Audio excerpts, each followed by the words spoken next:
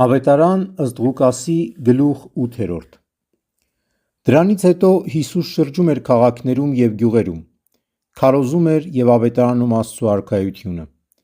Եվ նրա հետ էին 12-ը և մի քանի կանայք, որոնք բժշկվել էին չար ոգիներից ու հիվանդություններից. Մարիամը, որ կոչվում էր Մաղդաղենացի և որից 7 դև էր դուրս եկել, Հովհաննան, Հերովդեսի վերակացուի Քուզայի կինը,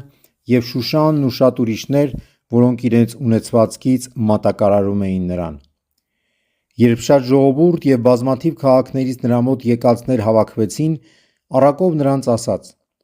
մի սերմնացան ելավ սերմեր ցանելու,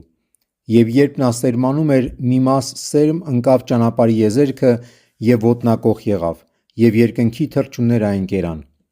Եվ ուրիշ մի մաս ընկավ ապառաժի վրա, երբ բուսավ, չորացավ խոնավություն չլինելու պատճառով։ Եվ ուրիշ մի մաս ընկավ փշերի մեջ, և փշերը նրա հետ բուսնելով այն խեղդեցին։ Եվ ուրիշ մի մաս ընկավ լավ ու պարարտ հողի վրա և բուսնելով հարյուրապատիկ պտուղ տվեց։ Երբ այս խոսեց, ասաց. ով որ լսելու ականջ ունի, թող լսի։ Աշակերտները նրան հարցնում էին, թե այդ առակն ինչ է նշանակում։ Եվ նա ասաց. ձեզ տրված է գիտենալ Աստծու արքայության խորհուրդները, իսկ ուրիշներին առակներով, որպեսզի նայեն, բայց չտեսնեն, լսեն, բայց չիմանան։ Իսկ առակը այս է նշանակում. սերմը Աստծու խոսքն է։ Որոնք որ ճանապարհի եզերքին են, այդ նրանք են, որ լսում են, և ապա սատանան գալիս հանում է խոսքը նրանց սրտից, որպեսզի չհավատան և չփրկվեն։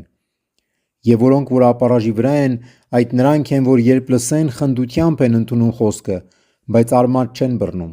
Սրանք միառժամանակ հավատում են, իսկ փորձության ժամանակ հեռանում։ Իսկ այն, որ փշերի մեջ ընկավ, այդ նրանք են, որ երբ լսում են խոսքը, աշխարհի հոգսերով, հարստությամբ և զվարճությամբ զբաղված լինելով, խեղդվում և անպտուղ են լինում։ Իսկ այն, որ պարարտ հողի վրա է, նրանք են, որ բարի և զվարթագին սրտով լսելով խոսքը, ընդունում են այն և հարատևելով պտուղ են տալիս։ Ոչ ոք ճրագ չի վառի և կաթսայի տակ չի թաքցնի կամ մահճի տակ չի դնի, այլ կդնի աշտանակի վրա, որպեսզի ովքեր մտնեն, լույսը տեսնեն։ Ծածուկ ոչինչ չկա, որ չհայտնվի, ոչ էլ գաղտնի բան, որ չիմացվի և ի հայտ չգա։ Այսուհետև զգույշ եղեք, թե ինչպես եք դուք լսում, որովհետև ով որ ունի, նրան կտրվի, իսկ ով որ չունի և այն, ինչ որ նա կարծում է, թե ունի, կվերցվի նրանից։